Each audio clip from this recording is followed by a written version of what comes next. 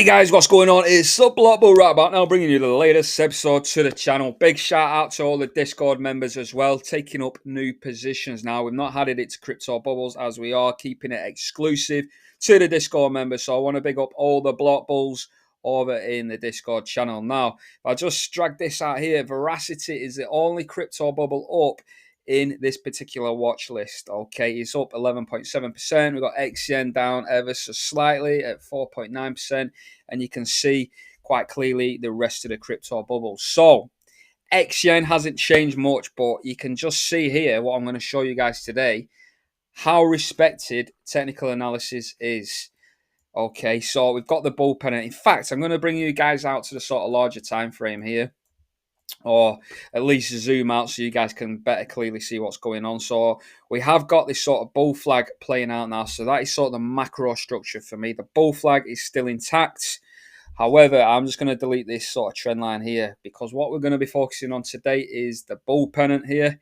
The bull pennant has not changed from recent technical analysis that has been done over the last couple of YouTube videos, guys. So this is being respected highly, and this is what I've drawn out. So far, we are getting ONYX XCN correct so far in this sort of technical analysis. Now, it is at a pivotal point now, XCN. So I'm going to let everyone know in the Discord and I'm going to set an alert, if XCN does a fake out, I will be the first one, and I'll be the first one to cover if we are making a significant move to the downside. However, XCN is holding at this moment in time. You can see here, it's holding on our blue trend line. So the market structure is still in place, and we're probably going to see a response now from ONYX coin. So there's going to be a move, okay, one way or the other. So worst case scenario, we would see ONYX coin breakdown. So this risk has not changed. The risk is we actually retreat 60 to 61% now is the math behind that. So that'll be a 60% retreat, and that'll be a test of that bottom trend line, which marks out the macro bull flag. So it would still be bullish. It just means that you'd have to back up the truck at that point, and you would be accumulating like XCN like you've never been, accumulating before, put it that way, because the potential's not changed. It's just the value of the token. But for me personally, I still believe ONYX coin's got a lot higher. There is a chance, there is a slim sort of argument that this could be potentially a sort of cup and handle pattern, something along these sort of lines, potentially something along them lines. But for me, I feel like this sort of falling wedge is too sort of dramatic, and the fact that it's been a slow bleed, that this for me, I'd describe that as more as a sort of falling wedge. Yeah, I'd probably be more inclined to say that. But like I say, XCN is at a pivotal moment now. We can fall or we can run up to retest that sort of trend line there. So that's like 16-17% away for that sort of retest. But I still stand by the sort of analysis that I've covered in the previous two videos, where I would expect us to continue pinballing around, okay? Maybe have a fake out to the downside, and then we get going. So this is where I basically stand on XCN. So again, it's quite scary holding XCN at this point because, like I say, there is a lot of downside. There's a lot of risk involved, which is why I'm sort of trying to diversify the Discord members into other cryptos where the risk to reward is more in our favor. We've still got over 300% gains to go in terms of sort of US election highs. That's post-US election highs. So we've got plenty of coverage, guys. We are covered despite XCN, with that risk involved, guys. So let's have a look at the watch list. So this is Veracity. Veracity's breaking out now, so this is really interesting. Again, I will scroll out for you guys just to give you guys a better context. Now, what I'm going to do is we've got the splitter, all-time highs, splitter coming all the way down here. And then what we've had is, again, post-US election highs. We've marked that out, and we've had this significant trend line here. Now, over this last sort of week, Veracity has broken out. So I would say 23rd of April is when we broke out. We've come back down to retest that falling wedge. So that has held successfully.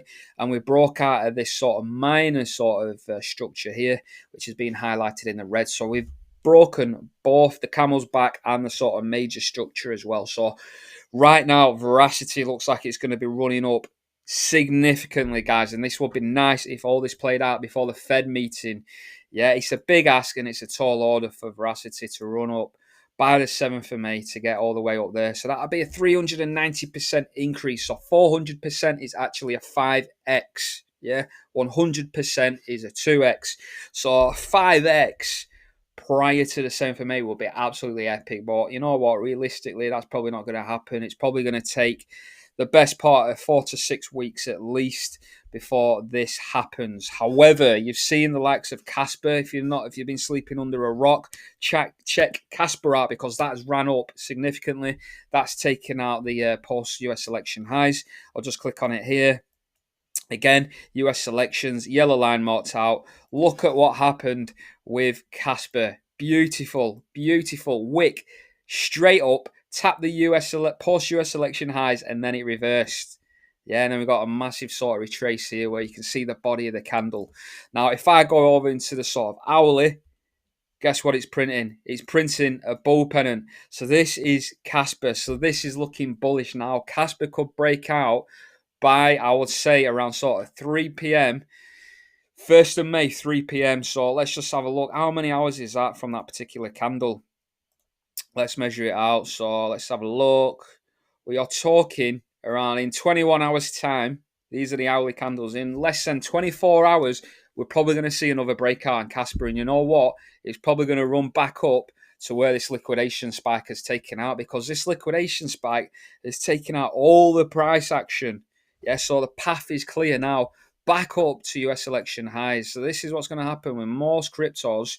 And that's a 2x right there. We could be seeing a 2x now within the next sort of 48 hours, I would say, for Casper. Get the breakout in, say, 24 hours at this bull pennant. And then within 48 hours, by the end of this week, certainly I would expect Casper to run up to that yellow line. It is risky. It is risky. It is risky. I'm getting carried away. The thing is, I don't like chasing green candles, and ultimately, Casper's moved up a lot. Like I said, I used to hold a significant amount of Casper. It's already up, I would say 40%. So you know what? It might be worth the risk now. I might take a punt with Casper for a 2x. That's not. I thought it moved a lot further from the sort of base there, from where it sort of rocketed up there, because it rocketed up significantly. Rocketed up there around 166%. So I don't want to be chasing those green candles. But right now, Casper's looking pretty good, you know. So I might take a punt on Casper having seen this. We'll at least ride it for the next 48 hours and wait for this breakout. I'll certainly be keeping tabs on Casper. And again, I'll keep the Discord members involved as well and keep them up to date with what's going on and what I'm seeing over in the charts as well. Again, we're still red across the board. But in my view, we're just doing a lot of retesting. For example, like Velo. What's going on with Velo? Let's scroll out onto the 4 hour. 4 hours, one of my favourite time frames. So look at this. This was a bit of a scare, this for Velo. And this is what I'm seeing. I have tinkered around with this because this is what we were seeing, this sort of ascending sort of channel. You know, it's not quite parallel to me. It is compressing, so we will see a decent move. But in my view, we had a fake out down here. Again, I'll just scroll in. In my view, we had a bit of a fake out here. Down here. And to me, it looks as if Velo is looking to print, I would say. I'm trying to find the, there we go. A sort of inverse head and shoulder pattern. So yes, we can come down slightly. It may be in line with this sort of wick down here. We'll just mark it out there. So potentially, Velo could play out something along these lines.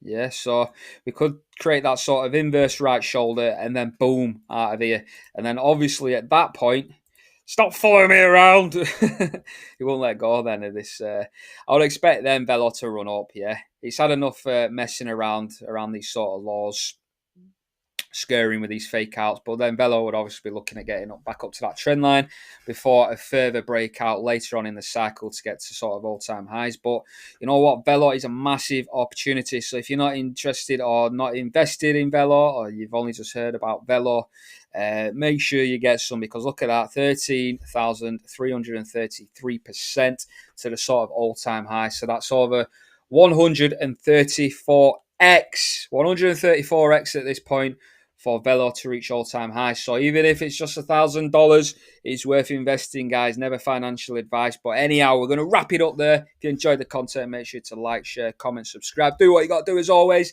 Make sure to join us in the Discord, and I'll see you in the next episode, guys. The block bubble is over and out.